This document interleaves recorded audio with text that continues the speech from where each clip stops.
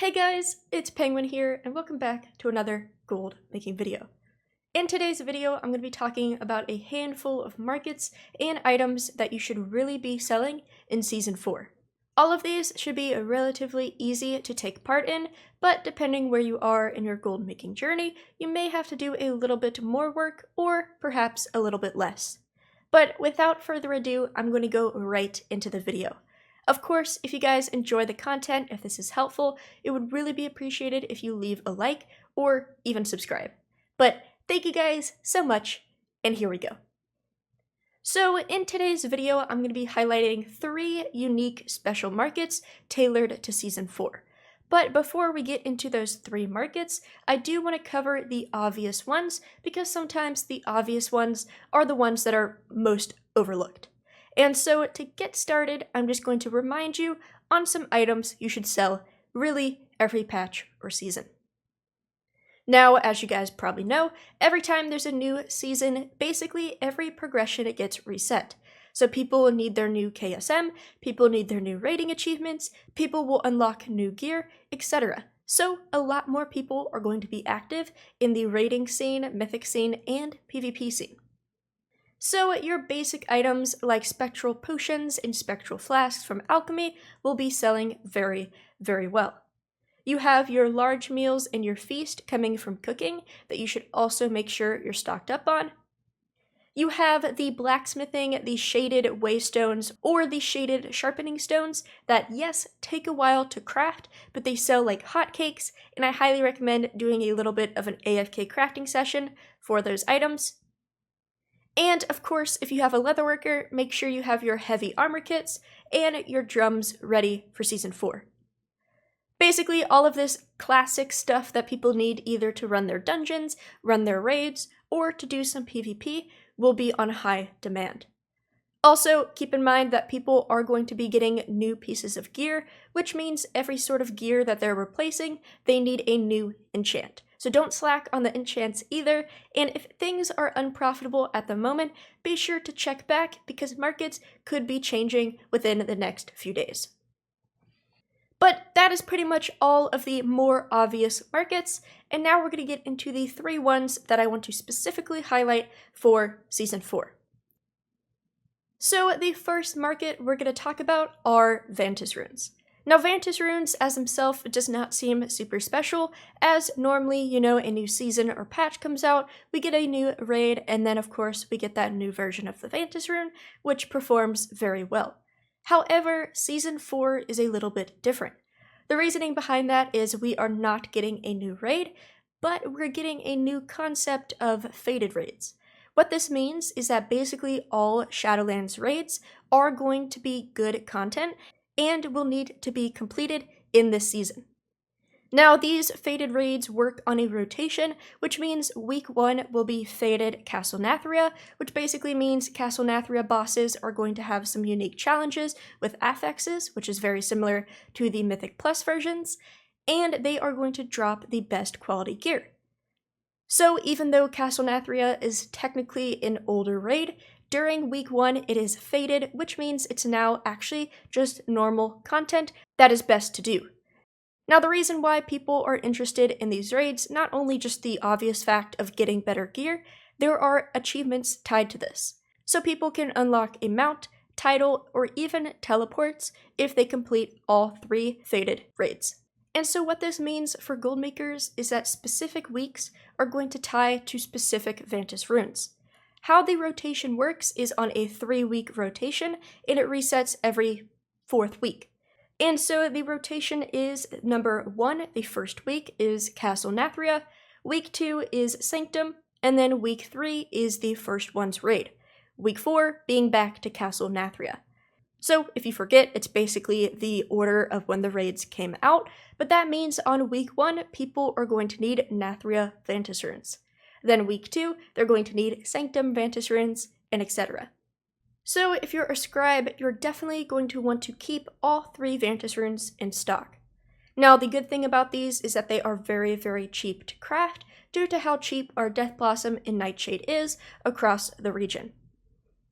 All it takes is about 10 of the normal inks each, plus 1 tranquil ink, which is very, very cheap. Now let's say you have Inscription, but you do not have these Vantis runes. It is okay. It is not too late for you. You can still get into this market. Basically, these Vantis runes have a chance from dropping, or the recipe I should say, has a chance from dropping from every single boss in each of these raids. So if you need the Castle Nathria Vantis rune, you need to go run Castle Nathria on your scribe and hope the recipe drops. Now, I know a lot of us are not raiders, so you can do this in LFR, normal, heroic, or mythic. So you could pick whatever difficulty that fits your playstyle. Now, I will say a little disclaimer, if you look up the recipes on Wowhead, you're probably going to see some frightening percentages. Now, those drop rates are actually false, because what Wowhead does is uses an add-on that people have installed and basically counts if they get the item or not. They don't specify if this is just a scribe trying to loot the item, or it could be a random warrior that has blacksmithing or an alchemy. So the drop chances are very, very low on Wowhead because it's counting people's drops that, are not even eligible to actually receive the item. So don't be scared off by the Wowhead percentages, as they are very, very low, and it is not that low as a scribe. Moving on, we have a specific gem that I'm going to highlight. Now, depending if you guys have seen my later videos, you might have already heard of this item, and this item is making a very big comeback. And this is the Straddling Sage Agate. Now, this may be really, really weird, as you know this is a BFA speed gem, but this is still recommended for some of the Shadowlands boss fights.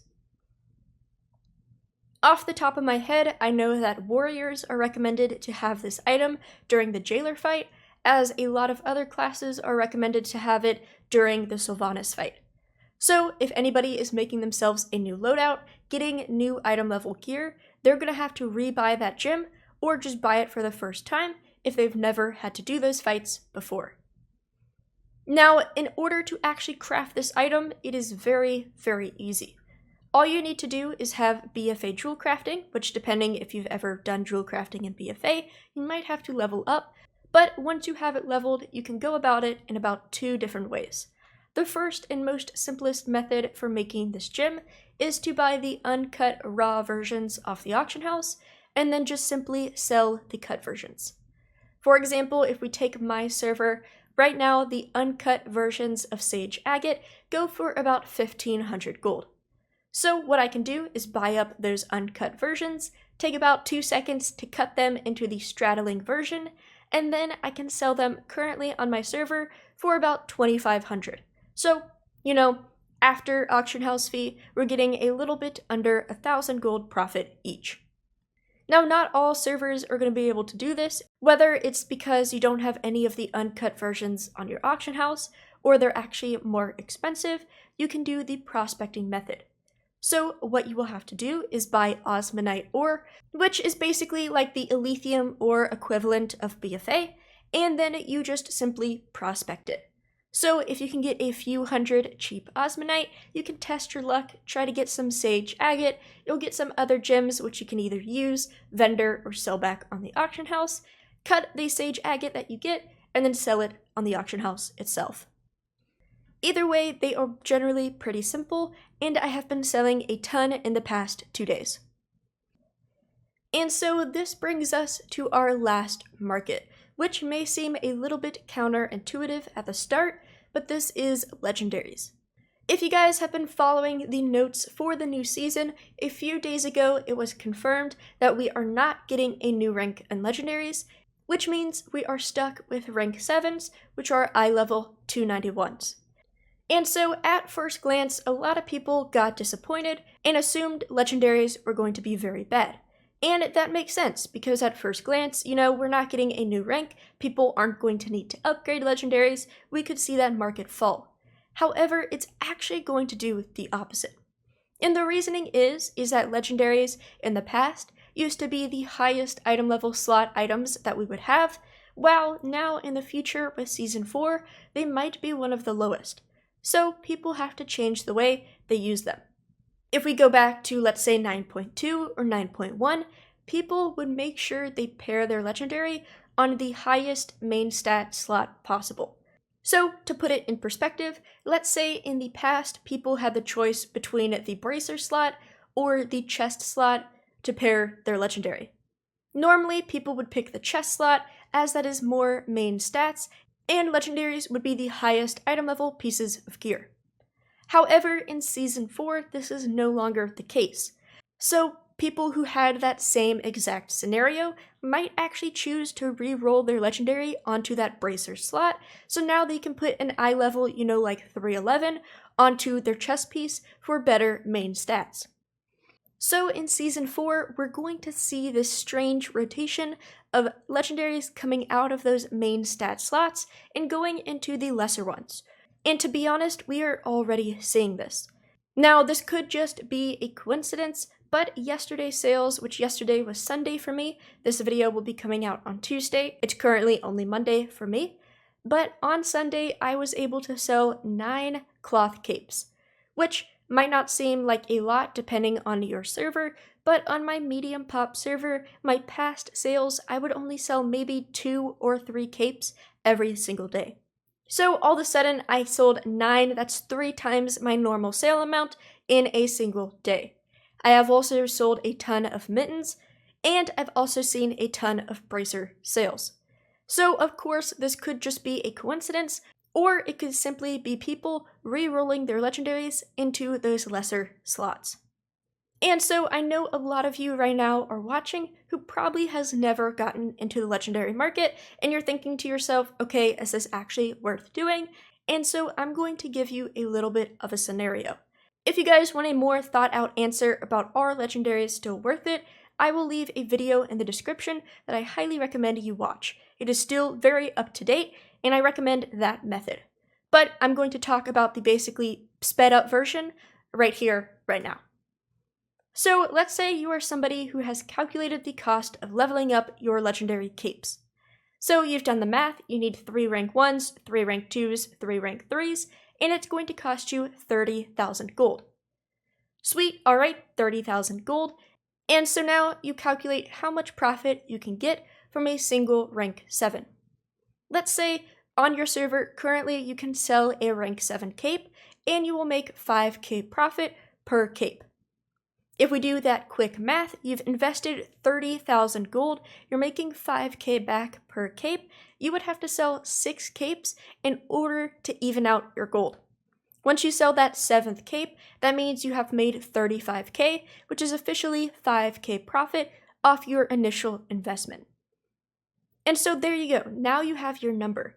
In that specific scenario, you have to sell 6 capes, which, if you relate that to my personal sales, on my medium pop server, normally not including Sunday's sale, I sell about 2 capes per day. So in order to sell those 6 capes, it would cost me about 3 days. Then on my 4th day and every day after that, I will be making profit.